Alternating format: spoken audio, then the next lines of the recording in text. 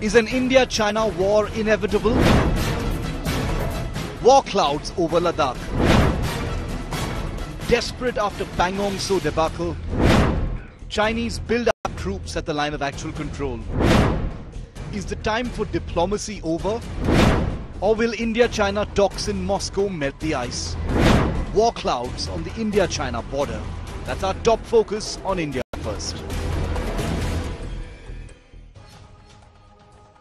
War clouds on the India-China border, especially after India's extremely deft maneuvers both south of the Pangong Lake, which has put India in commanding heights overlooking the Moldo garrison of the Chinese, and also moves that are by and large not very well known. India is also in a commanding position north of Pangong Lake, and that's something that's making the Chinese very uncomfortable, also very desperate. They've made several desperate moves to try and either retake some of the peaks or occupy some of the other unheld peaks. But what does this mean on ground, especially when shots were fired after a gap of 45 years? Does this mean all bets are off? None of those agreements are active anymore.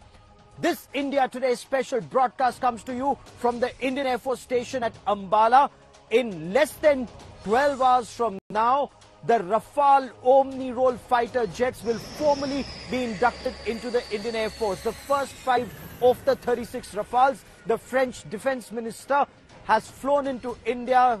He's leading a very big delegation of French Air Force personnel and government personnel and industry. The Defense Minister will be here. The Chief of the Air Staff will be here tomorrow morning when those aircraft are inducted, and will they prove to be a game changer at the line of actual control? I'm Gaurav Sawant. Let's get started with the headlines on this special edition of India First.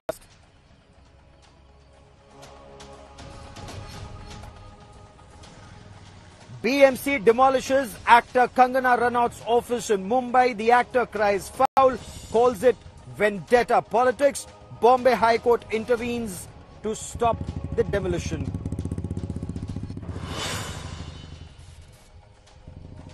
Riya Chakrabarti files a bail plea a day after she was arrested by the Narcotics Control Bureau. Her brother Shauvik Chakrabarti remanded to 14 days in judicial custody. Hearing on the brother-sister's bail plea tomorrow.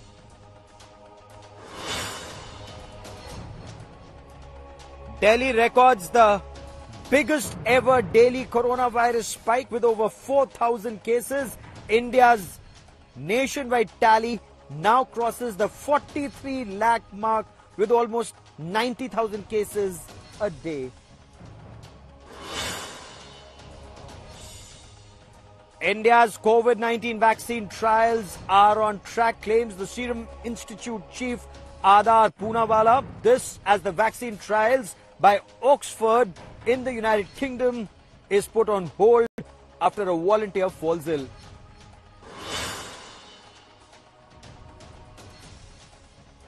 Yuvraj Singh comes out of retirement. Reports say that the left-hander writes to BCCI shows his inclination to return to domestic for Punjab.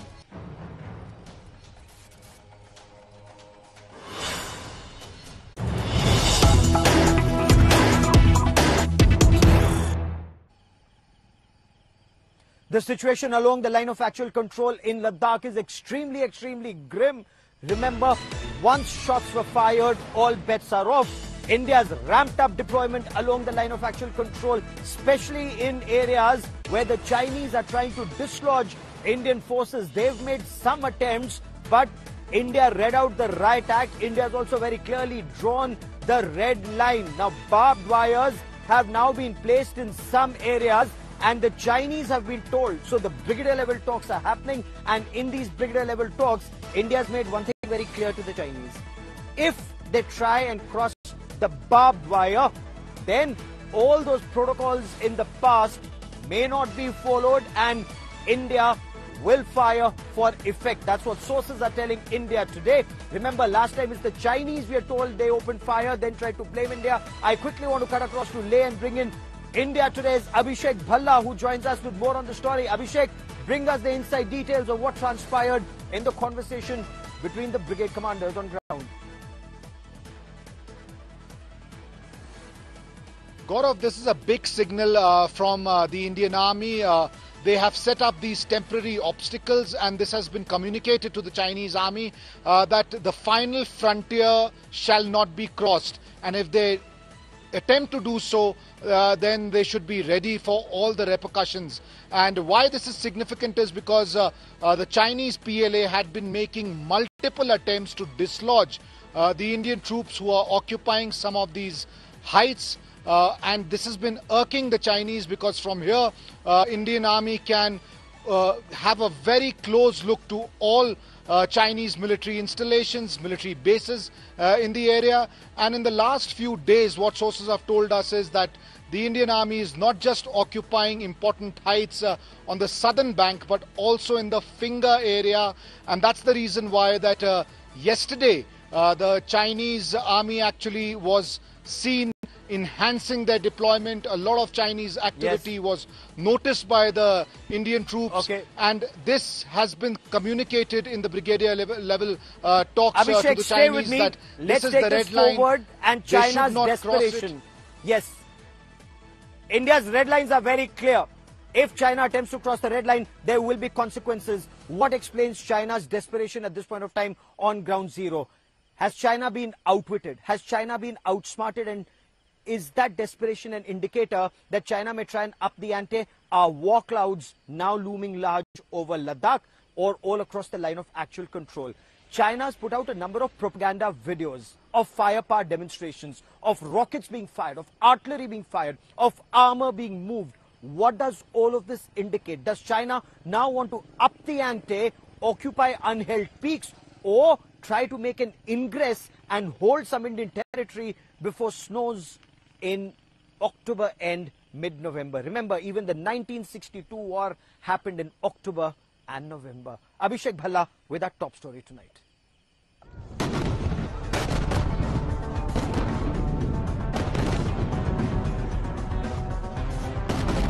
After China's failure to dislodge Indian troops from the commanding heights of Rechinla and Rezangla overlooking the Moldo garrison,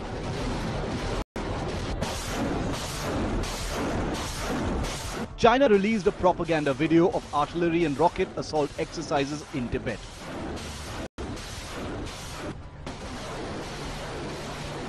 Chinese state mouthpieces claimed the firepower demonstration had been carried out at an altitude of over 15,000 feet.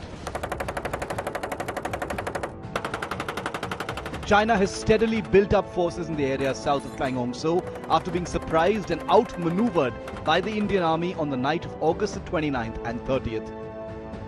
While retreating, the Chinese troops, for the first time in 45 years, fired shots in the air to frighten the Indian troops. At a time when the talks are on to de-escalate the situation, the Chinese troops are creating another friction point south of Pangong Lake. Having lost face thrice at the LAC, once at the Galwan standoff, the second time south of Pangong Lake, and finally with the Indian Army establishing pickets close to Finger 4, an increasingly frustrated China may resort to desperate measures to regain initiative at the line of actual control. And this may include either attempting to occupy unheld features at the LAC or a deep ingress across the LAC, which may result in armed clashes.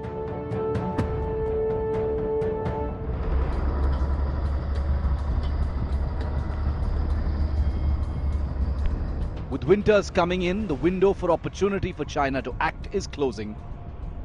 In 1962, Chinese soldiers, after talking of Hindi Chini Bhai Bhai, had attacked India in October 1962 and retreated within a month by mid-November. China's PLA has had a policy of creeping into territory on the line of actual control of all over India, which is controlled by India and claimed by India. So the position in Ladakh has become very serious. But India has taken the heights which command some of these passes, which is called the Chushul Bowl, and it actually threatens a part of the road which goes from Tibet to Xinjiang. Amidst the spiraling tensions, Foreign Minister S. Jaishankar will interact with his Chinese counterpart, Foreign Minister Wang Yi, on the sidelines of the Shanghai Cooperation Organization meeting in Moscow. Will talks bring peace or be used by China to further strengthen its defenses at the line of actual control remains to be seen. But India clearly is taking no chances at the LAC. Bureau Report, India Today.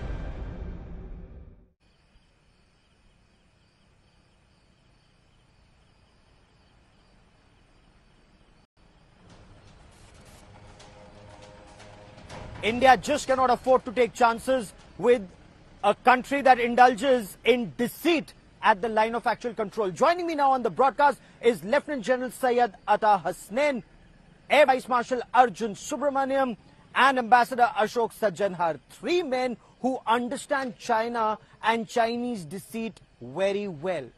General Hasnain, in your appreciation, given what's happening on ground zero at this point of time, is a war with China inevitable, and is it likely to be between October and November this year? Gaurav, thank you for having me on this show, and an interesting analogy that we are getting involved in. From my side, I would say China's ego has been hugely compromised. A superpower in the making, which is looking at 2035 and 2049. In the year 2020 is being vested on a major border with a major country. Obviously, ego is hugely hurt, and therefore some restoration of that ego will be one of the objectives and aims. But I don't think nations in today's world go to war or go to conventional war on this basis. They go on the basis of certain political objectives, certain military objectives. So to my mind, at the moment, I do not see such political objectives or military objectives for China, given the force levels that they have concentrated in Ladakh and other places. However, I foresee a potential of skirmishes, a potential to restore the situation at the places where they perceive that we have come into their territory, and anything tactical, a little more operational, but not as strategic as something like going to war in this period up to November. Also, the international situation with the presidential election in the United States slated for the 3rd of November, I think the situation itself is waiting and uncertain. China may not want to involve itself in it. Okay. Many analysts, Air Vice Marshal Subramaniam, have been seeing a similarity between 1962, the situation then, and situation now. The uncertainty in the international arena, the situation at Galwan, China wanting to prove a point so that India gets that point for the next 50 years and so on. In your appreciation, in 62, we did not use combat air power. Does Rafale and the other fighter jets in India's inventory and the will to demonstrate use of air power in Ladakh like we've seen of late, or in Arunachal Pradesh, send a message, sir?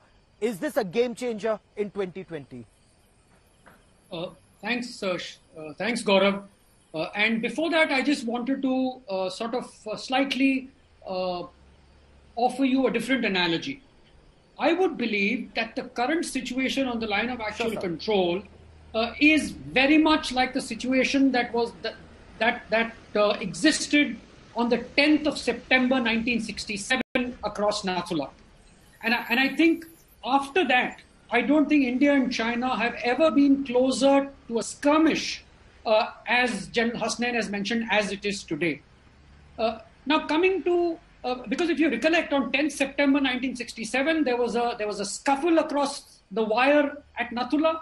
The Chinese quietly went back to about 300 to 500 meters and opened up a fierce barrage of artillery and MMG fire the next day. And the Indians responded even more fiercely over the next 2 days.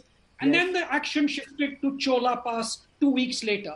I see great similarities to that situation today, because if we were to, if the balloon were to go up, it would be a Nathula kind of a skirmish with the Chinese trying to open up another small front in order to see whether the Indians are alert. Now, moving on to air power. Now, I know the Rafale is being formally inducted tomorrow. And as I have maintained all along, let's not please overhype this issue of the Rafale being a game changer. Let me assure you that the other aircraft in the inventory of the Indian Air Force are as well prepared to sort of support several localized skirmishes across probably the Ladakh sector and even parts of the Arunachal sector. And air power, yes, is going to be a game changer if India decides to use it decisively and in the manner that air power is used best, and that is offensive. What an interesting point you make, sir. If India decides to use air power and the manner in which air power is used best in an offensive role. And air warriors, and a large number of them are watching this broadcast here at Ambala, I've been told. You know, Ambassador Sajjanhar, it is said war happens or conflict happens when diplomacy fails. That logic may hold true with multiple countries, but not with countries like either Pakistan or China, because here, even before diplomacy is given a chance, their army is acting and transgressing the line of actual control. So is the role for diplomacy now shrinking when Foreign Minister Jaishankar travels to Moscow tomorrow and interacts with Wang Yi? Do we expect something, sir? Well, you know, if our past experience over the last few months is to suggest something, you know, the trust between the two countries is at an all-time low. And what we've seen is that when talks are going on, rather than both the sides sort of waiting for the talks to end and for some results to come out, the Chinese side has always been intruding in an aggressive manner into our territory. So I think there is, whether it was, you know, on the 5th of June when decision was taken between the corps commanders to disengage. After that, we saw what happened in Galwan. Then on the 5th of July, when our NSA spoke to his counterpart, then after that, we saw that China had come, amassed troops and equipment and occupied the heights from Finger 4 to 8, and also occupied the Depsang Valley, Depsang Plains. So China says something and does something different. So I think what we've been saying is that we would like to give diplomacy a chance and have conversation tomorrow between Wang Yi and Dr. Jaishankar. But I think we should continue to maintain our readiness to the fullest, not thinking that if there is some sort of an agreement, even that agreement is going to be honored. I would like to use here, you know, the phrase that Mike Pompeo had used for China, distrust but verify. So, you know, I think that distrust has to continue, and even after that, verification of whatever they are saying, whether they are going to act by it, abide by it. But I think today, when Dr. Jaishankar speaks there, so does that then mean we are in a stronger position because we are commanding the heights on the south bank of Pangong Lake. Gaurav. Is that a game changer, if I may, and we're using this word very frequently these days, you know, General Hasnain, the fact that we are on south bank of Pangong Tso overlooking the Moldo garrison, the fact that the Special Forces and the Special Frontier Force went on a commanding height even above Finger 4, and that perhaps must have indicated to China that India's out of the reactionary mode, is in proactive mode. The fact that weapons have now been discharged after 45 years at the line of actual control, does that put China also on the defensive, or does that make China even more belligerent? If you go by all those propaganda videos, what do you make of their psychological warfare, information warfare, and their warfare on ground, sir? See, Gaurav, no doubt, your deduction that this is a game changer. And I agree with the Air Vice Marshal Arjun Subramaniam when he says that in the case of the Indian Air Force, the Rafale itself is not the game changer because they've got tremendous other equipment. But here is a tactical situation and tactical operation situation which has been created by securing these heights which are well inside our own territory, and which we had not done all this while because of the degree of imbalance which could have been created because we did not have sufficient forces on ground, and perhaps our overall readiness for war was not certain at that time. But today we are in a far better position, overlooking the garrison, the Spangur Gap, the area through which the mechanized forces can make an entry in the Chushul Bowl. All this area is well under observation, which means observed artillery fire can be brought in. Also, proper direction to the aircraft can be brought to bear in case necessary. The Chinese will be forced now, if they have to involve themselves in a skirmish, to try and evict us from these heights. There are now 9 days have gone past, 10 days almost. In 10 days, an infantry battalion of the Indian Army knows how to entrench itself, especially under emergent conditions. Therefore, to say that the Chinese will be looking for quid pro quo kind of options in other areas is unlikely. It is here that they will try and hit their heads. Therefore, because it is making a difference to their overall capability there, and that's why it's definitely a game changer. There's breaking news that's coming in from Ladakh, and Abhishek Bhalla now joins me with more breaking news that's coming in and late night developments taking place, more information filtering in. The latest that we now get to you is that corps commanders will once again interact in Jammu, in Ladakh. It's now clear. So far, the conversation was at the level of the brigade commanders, and there have been multiple rounds. Remember, there have been 5 rounds of corps commanders talks, and then this maneuver by the Indian Army to occupy very crucial, tactically important but strategically very significant peaks south of Pangong, so also north of Pangong. So what we are now being told is once again the corps commanders will interact. Air Vice Marshal Subramaniam, if you were to think like a Red Land commander, would the Chinese use this as an excuse to build up and then hit us, or will the Chinese now realize that unlike 1962, India may not hesitate in 2020 to use air power? And how would you respond to those who say that the Chinese have very superior rocket power? They could take out our VAs and VPs, our vital assets and vital points with rocket power, and that would perhaps put us on the back foot, sir. Gaurav, very interesting question. Let me answer your second question first. What you've got to understand is that China, while it may be a belligerent adversary, I don't think it is an irresponsible adversary. And why do I say that? That if China were to use the entire might of its PLA rocket force against Indian installations, what you have to remember is that except for a few installations in Ladakh,